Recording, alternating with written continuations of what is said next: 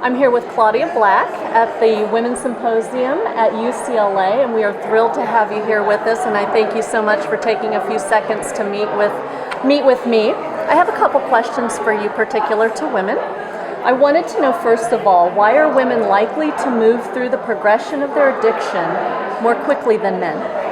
Well, one, there are major biological differences between the male and the female body, and women absorb alcohol and drugs differently, and it has to do with our biological makeup. We have less water, we have greater fatty tissue, and so we absorb the alcohol more readily.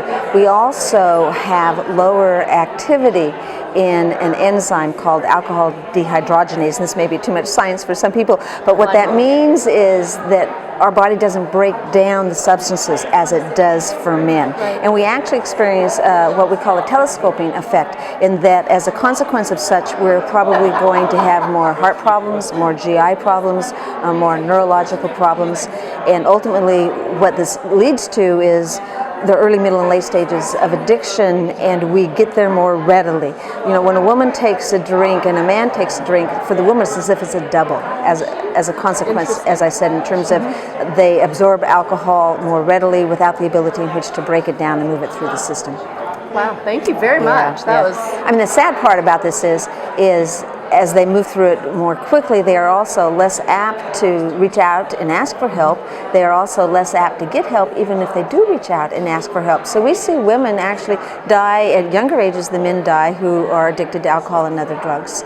Is it because of the lack of time that they might have in the progression that they get to their addiction more quickly, or they get to maybe the consequences of what it does to them physically I think it's both the rapidity in terms of what happens to them physically as they're moving through it more rapidly, but the shame that so more readily comes in for them, where they're not able to make their best decisions for themselves. But you also have then the whole other dynamic of the people who are in their lives and how we still want to protect women from naming addiction for what it is. I always say it's so much more acceptable for a woman to have depression or anxiety, but certainly not to be an addict. Now, on the flip side of that, it's more acceptable for a man to say I'm an addict.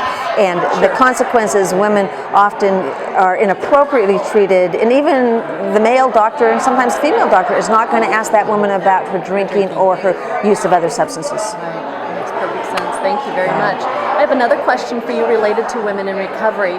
Are there a couple of relapse considerations that are particular to women? Oh, I think so. One, just by the nature of our socialization, and also the fact that so many of these women come from really troubled family histories. One is they take on what I call false guilt, that they think they are responsible for things for which they are not responsible for, more so than men do.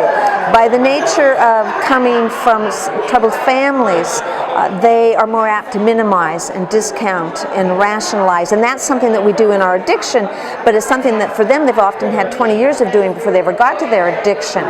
And I think that also women, you know, there tend to be more people pleasers. I'm generalizing here, but the socialization is to avoid conflict, to avoid any form of anger. They learn to tolerate that which is inappropriate. And so, you know, these are often the relapse considerations that we do not pay attention to. I mean, we have some standard things that we always look at for relapse, but when it comes to women, part of what I'm going to say today is how we need to pay attention to, again, their instinctual wanting to take on false guilt, their conflict avoidance. They'll do anything not to go into conflict, and that people pleasing, putting other people's needs in front of their own. And again, that's the socialization of women. And that a part of recovery is learning self-care, and that is learning that I have needs and my needs are important, and attaching value to my needs, because by the time I'm working with a woman, we have such a diminished sense of self and self-esteem. So there's a lot we could do. The wonderful part is there are a lot of women in recovery today. Yes, there are. Tens of thousands, if not hundreds of thousands of women in recovery. And one of my messages today as well is, in many cases, it's women who've met these personal challenges who shine the light for the other women.